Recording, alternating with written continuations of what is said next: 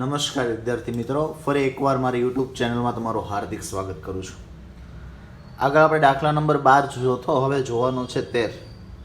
LBW 2:2:1 પ્રમાણમાં નફો નુકસાન વેચી લેતા ભાગીદારો છે, એટલે આને જૂના ગણશું ને આ જૂનું પ્રમાણ. ઓકે, 31/3/2016 રોજ પેઢીનું સરવૈયું નીચે મુજબનું હતું, જેને આપણે જૂનું પાકું સરવૈયું ગણતા.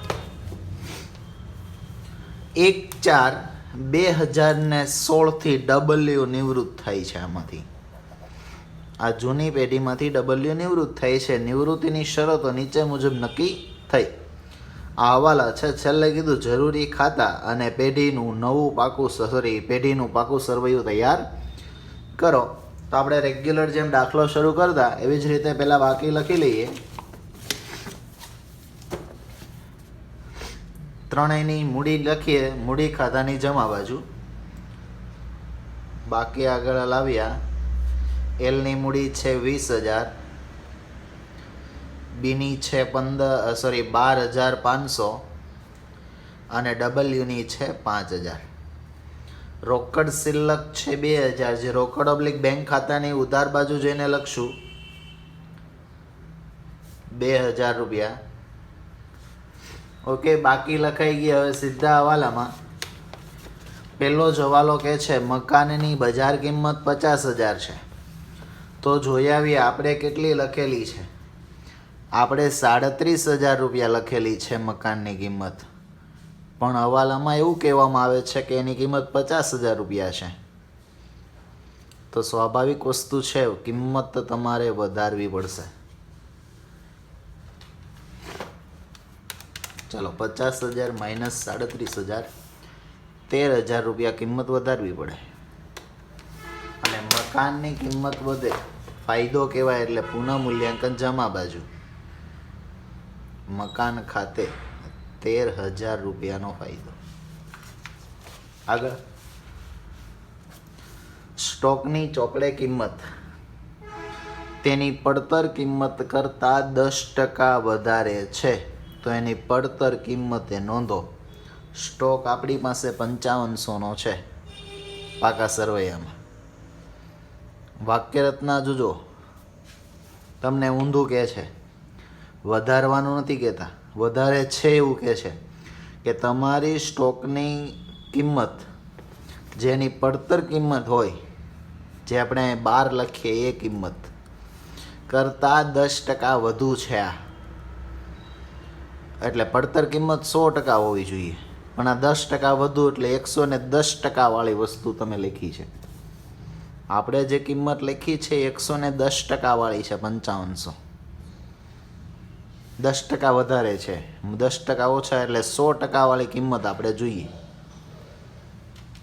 ક્રોસ ગુણાકાર કરી નાખો. 100 ગુણ્યા 5500 ભાગ્યા 110. 100 ગુણ્યા 5500 ભાગ્યા 110.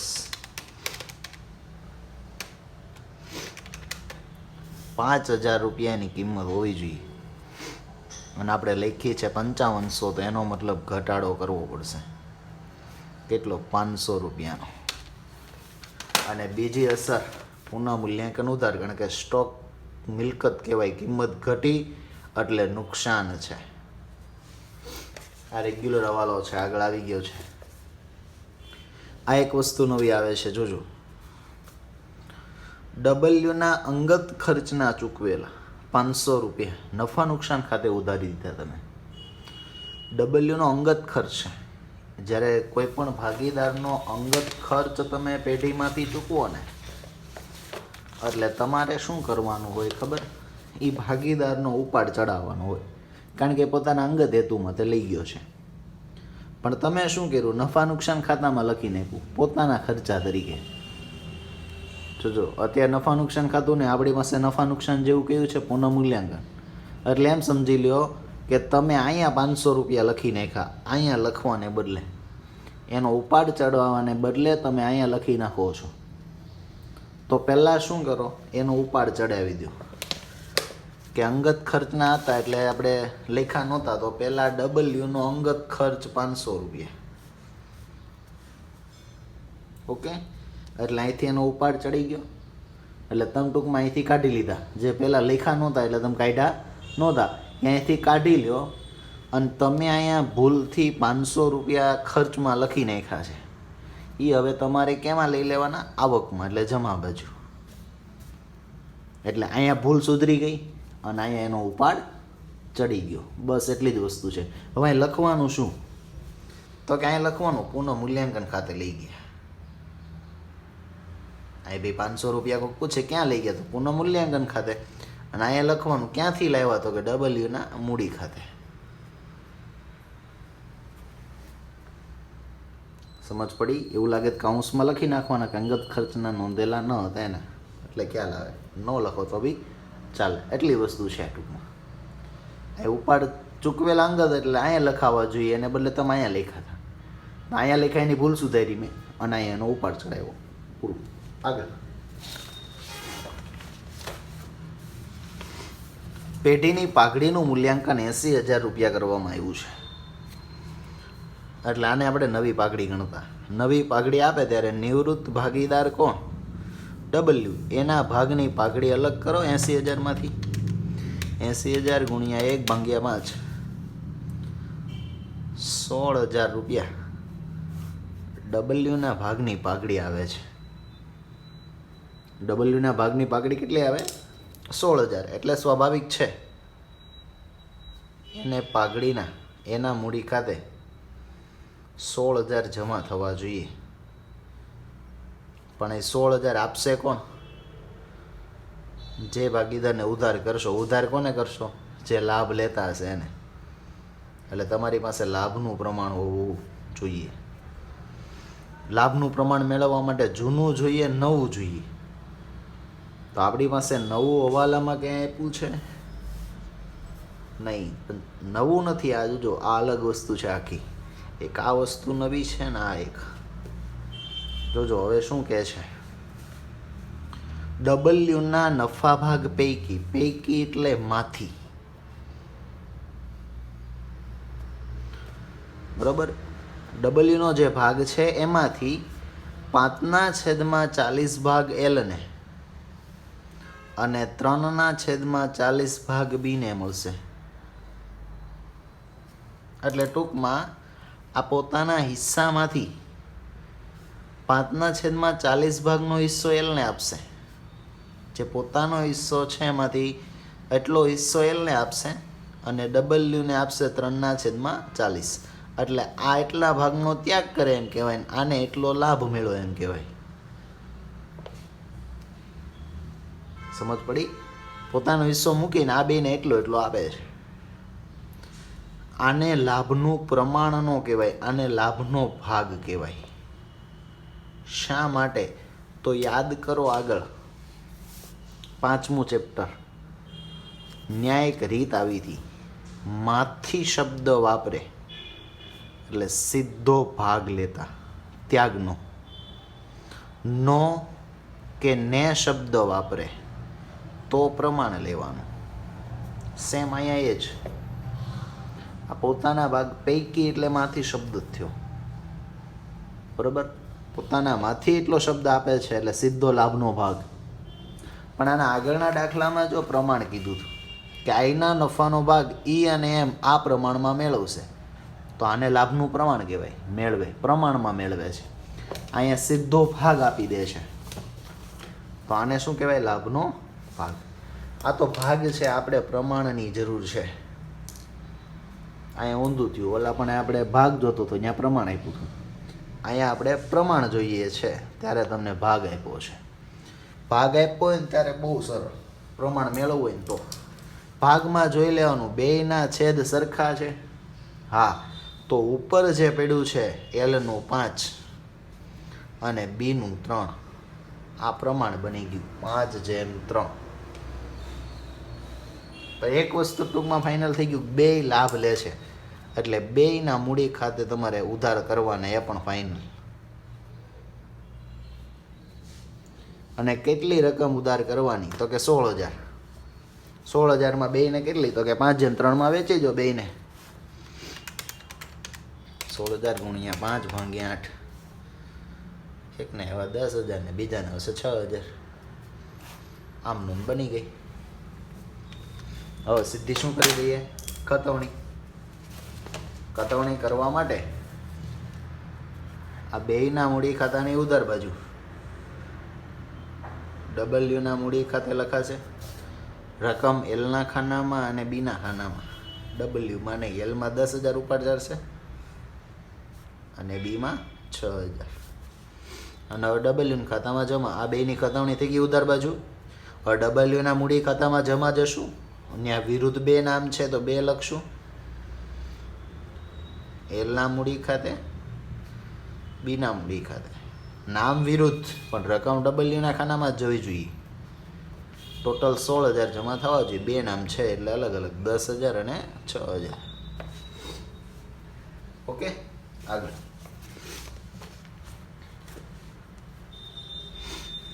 ડબલ્યુને ચૂકવવા પાત્ર રકમ રોકડમાં ચૂકવી દેવી. ડબલ્યુને ચૂકવવા પાત્ર એટલે કઈ? તો કે છેલ્લે તમે જે આ ડબલ્યુનું ખાતું પેક કરો કે નહીં ત્યારે જે રકમ નીકળે એ રકમ એ તમને રોકડમાં ચૂકવી દેવાનું કહે છે.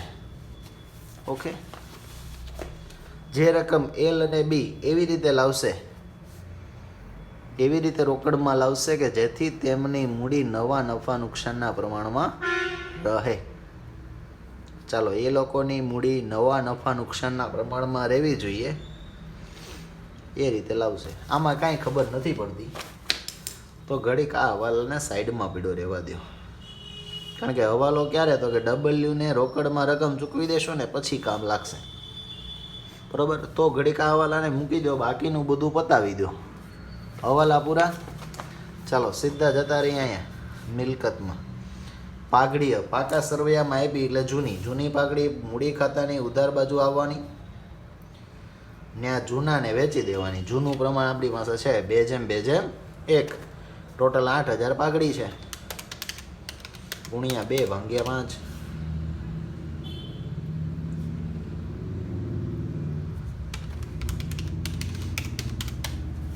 1600. ઓકે, આગળ મકાન આવી ગયા હતા. તેવાદાર બાકી છે 13,000. સ્ટોક આવી ગયો. રોકડ સિલક બી આવી ગઈ. મૂડી લખાઈ ગઈ. સામાન્ય અનામત પડ્યું છે. સામાન્ય અનામત 5,000. મૂડી ખાતામાં જમા બાજુ 5,000 વેચો. 2,000, 2,000 ને 1,000. 2:1 વેચશો એટલે લેણદારો બાકી છે 20,000. દાખલો બહુ મહત્વનો છે. ચૂકવવાના બાકી ખર્ચા દેવું કહેવાય. જ્યાં પડ્યું છે ત્યાં જ રહેવા દો.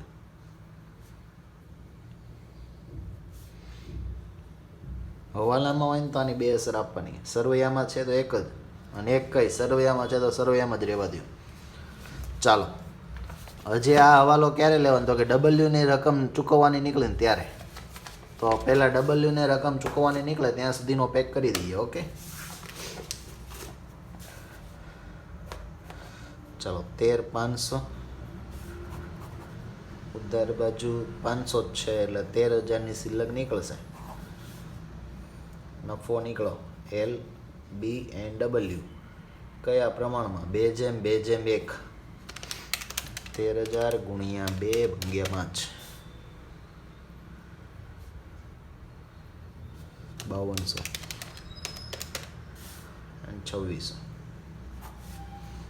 ઓકે, ચાલો બીજી અસર મૂડી ખાતાની જમા બાજુ.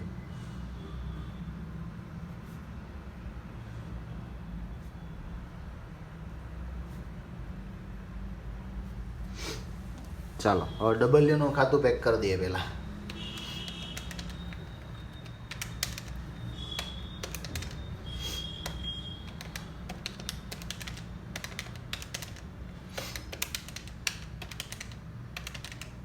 એટલે 5,000, 10,000, 6,000, 1,000 અને 2600.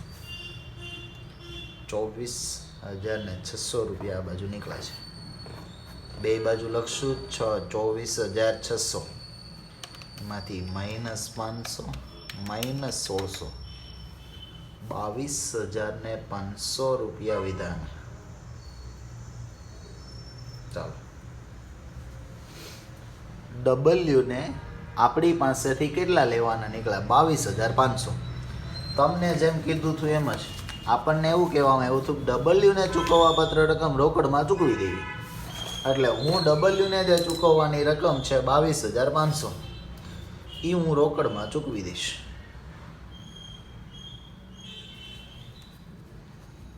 અહીં રોકડ ખાતે લખી નાખ્યું ને, રોકડ સિલક મારી જશે 22,500. કેમ જશે? તો કે ડબલ્યુને ચૂકવવાના છે.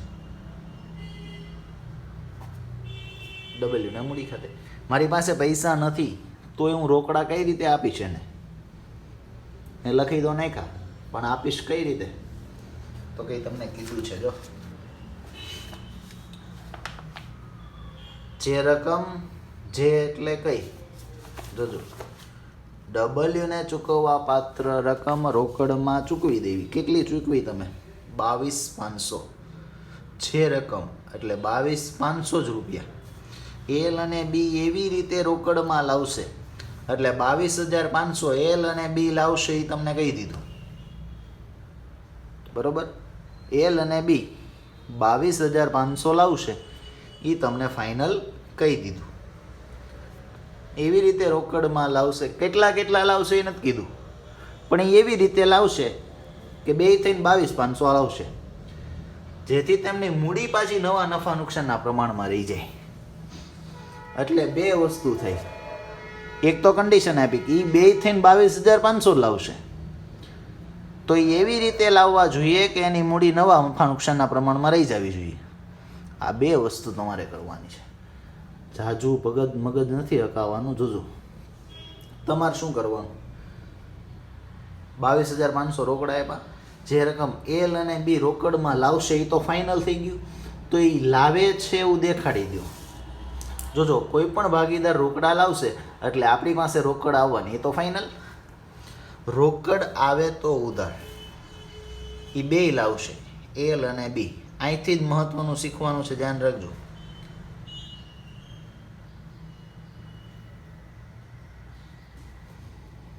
એલ અને બી બે થઈને, આ લખવાનું મતલબ આવું કરતા નથી, એટલે શીખવાડવા માટે કરું છું. એલ અને બી બે થઈને 22,500 લાવશે એટલે અહીંયા ટૂંકમાં બેના 22,500 એન્ટ્રી આવશે. એલના કેટલા આવશે ને બીના કેટલા આવશે નથી ખબર, પણ બે થઈને એટલા લાવશે એટલે રોકડ આવે એમ મેં બતાવી. અને તમારે બેયના મૂડી ખાતે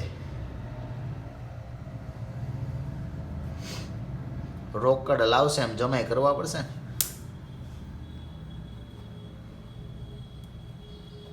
એલ લાવશે અને બી લાવશે. કેટલા લાવશે એ નથી ખબર, એ બે થઈને 22,500 લાવશે એ ફાઇનલ છે. બરોબર? કેટલા લાવશે એ નથી ખબર, તો કાંઈ વાંધો નહીં. લાવશે એટલે 22,500 ની એન્ટ્રી બેની થઈને આવશે એ તો ફાઇનલ થઈ ગયું. ઓકે, ચાલો હવે તમારે શું કરવાનું છે, જેથી તેમની મૂડી નવા નફા નુકસાનના પ્રમાણમાં રાખવાની છે. એ બેયની મૂડી તમારે નવા નફા નુકસાનના પ્રમાણમાં રાખવાની છે. એટલે એક તો તમારી પાસે એની મૂડી હોવી જોઈએ બેયની, જ્યાં એ નીકળે. બરોબર? એ બેયની મૂડી હોવી જોઈએ અને નવા નફા નુકસાનના પ્રમાણમાં હોવી જોઈએ. એટલે બે વસ્તુ તમારે જોશે હજી. એક તો એની તમારે કુલ મૂડી શોધવી પડશે.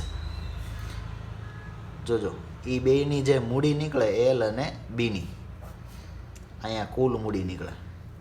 એક તો મૂડી તમારી પાસે હોવી જોઈએ, બીજું નવું પ્રમાણ. નવું પ્રમાણ આપણે પહેલાં મેળવી લઈએ. નવું પ્રમાણ આ વખતે આસાનથી મળી જશે. છેલ્લા દાખલામાં આપણે સૂત્ર વાપર્યું હતું કે જૂનું પ્રમાણ હોય એમાં લાભનો ભાગ ઉમેરી દેવાનો એટલે નવું પ્રમાણ મળી જાય. ચાલો એલનું મારે નવું જોઈએ છે, તો એલનું જૂનું લેવાનું 2/5, એનો લાભનો ભાગ 5/40, લસા લઈ લેવાનો 40. આ બાજુ તો 5/40 છે એટલે 5ને કાંઈ નહીં કરવાનું. અહીંયા 40 લાવવા હોય તો તમારે કેટલા વડે? 8 વડે નીચે ને 8 વડે ઉપર, કારણ કે 8 પંચા 40, 8 દુ 16, 21/40. ચલો એવી જ રીતે બીનું મળી જાય. બીનું જૂનું છે 2/5, એનો લાભ છે 3/40. ઓકે, લસ્સા લેવાનો કેટલો હતો કે ભાઈ 40. અહીંયા 8 વડે નીચે 8 વડે 8 દુ 16, 19. નવું પ્રમાણ થયું 21/19. સરવાળો મારી દો, 40 થાય. 2/40 તો છે જ. ઓકે, નવું પ્રમાણ આપણી પાસે આવી ગયું 21/19. કે જ્યારે કુલ મૂડી આવે એટલે આ પ્રમાણમાં વેચી દો એટલે બેની નવી મૂડી રહી ગઈ. નવી મૂડી કયા પ્રમાણમાં રહી જાય? નફા નુકસાનના પ્રમાણમાં. હવે આપણી પાસે કુલ મૂડી હોવી જોઈએ. કુલ મૂડી ક્યાંથી લાવશું? બીજો મહત્વનો પ્રશ્ન. ઊંધું વિચારવાનું. હવે જોજો, ધ્યાન રાખજો ખાસ આમાં. હવે રોકડ ખાતામાં કોઈ એન્ટ્રી આવી શકે નહીં. આવશે ખરી, અહીંયા આવશે ખરી, પણ બેયની અલગ અલગ. પણ બેયની થઈને 22,500 આવશે, એનાથી વધુ આવશે નહીં. તો રોકડ ખાતું તમે પેક કરી શકો. ધ્યાન રાખજો કઈ રીતે. આ બાજુ 22,500 આવશે અને 2,000, એટલે ટોટલ થશે 24,500.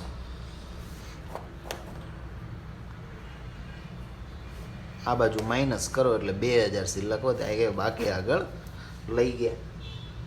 સમજ પડી? અને બાકી આગળ લઈ ગયા એ ક્યાં આવશે? તો કાંઈ મિલકત લેણા બાજુ રોકડ સિલક કરી 2,000. ઓકે, હવે મિલકત લેણા બાજુ એકે એન્ટ્રી આવી શકે નહીં. તો મિલકત લેણા પેક કરી શકો તમે. 50,000 પ્લસ 5,000 પ્લસ 13,000 પ્લસ 2,000, 70,000 આવે છે મિલકત લેણા બાજુ. અને પાકું સરવૈયું છે, યાદ કરો. જેટલું મિલકત લેણા આવે ને એટલું જ ક્યાં આવે? મૂડી દેવા. બરોબર? મૂડી દેવા બાજુ 70,000 લખ્યા તમે, પણ મૂડી દેવા બાજુ જુઓ ટોટલ 23,000 જ છે. 47,000 રૂપિયા ઘટે છે. એ શું હશે? એ તમારી મૂડી નીકળશે. જ્યાંથી મૂડી નીકળે ને તમારી 47,000ની હોવી જોઈએ. બરોબર? એટલે તમને કુલ મૂડી મળી ગઈ. અને તમારી પાસે નવું પ્રમાણ છે. 47,000ને વેચી દો 21/19માં, એટલે એલની મૂડી આવે 24,675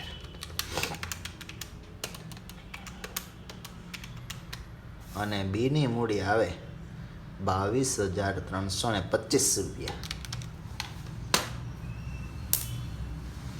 ઓકે, આ રીતે. આ તમે ક્યાંથી લેવા હોય તો કે અહીંયા જે બાકી નીકળે ત્યાંથી.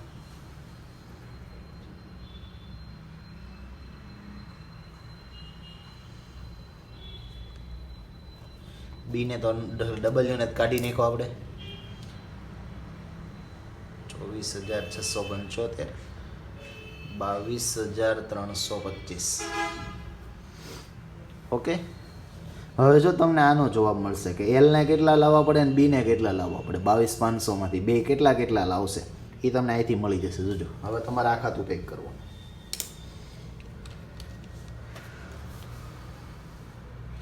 અહીંયા તરત જવાબ આવશે કેટલા એને લાવવાના. તમારે શું કરવાનું? બે બાજુ સરવાળો કરો. ઉધાર બાજુ 10,000, 3200, 24,675, 37,000 રૂપિયા, 37,875 રૂપિયા. હવે આ બાજુ કેટલા આવે છે? 20,000, 2,000, 5200, 27,200 જ આવ્યા. ઉધાર બાજુ વધી ગયો તો એ લખો બે બાજુ 37,875. ઓકે, એમાંથી આ ઉપરની રકમ માઇનસ કરીએ 37,875માંથી તો 10,675 રૂપિયા આવ્યા. ઓકે, એટલે એનો મતલબ એલ કેટલા લાવશે? 22,500માંથી 10,675 રૂપિયા.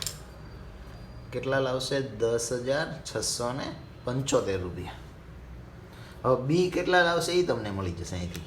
આ બાજુ એના 6,000 3200 22,325 31,525 બે બાજુ લખીએ. સોરી, પહેલાં આ બાજુ ટોટલ તો મારીએ, કારણ કે જો કે ફાઇનલ ઘટશે જ. 22,500 2,000 ને 5200 19,700 જ વિધાન. આ બાજુ 31,525 એટલે બે બાજુ લખી નાખ્યા. તો આ બાજુ કેટલો તફાવત પડે? જમા બાજુ 31,525 11,825 રૂપિયાનો તફાવત પડ્યો. એનો મતલબ બી કેટલા લાવશે? 11,825 રૂપિયા લાવશે. આ બેયના થઈને 22,500 થઈ ગયા. ચેક કરી લેવાનું તો આપણો જવાબ સાચો. હા, ટૂંકમાં અહીંયા છે ને, હવે આ ખાતું સરભર થાય. સમજ પડી? દાખલો પૂરો થઈ ગયો. ટૂંકમાં આપણે જેમ જવાબ ન આવતો ઊંધેથી કેમ પાટિયા બેહાડીએ, ત્યારે ઊંધેથી દાખલો પેક થાય. આને આ દાખલો ઊંધેથી પેક થશે. ક્યારે ઊંધેથી પેક કરવો એમ કેમ ખબર પડે? બે વસ્તુ ધ્યાનમાં રાખવાની, યાદ રાખજો.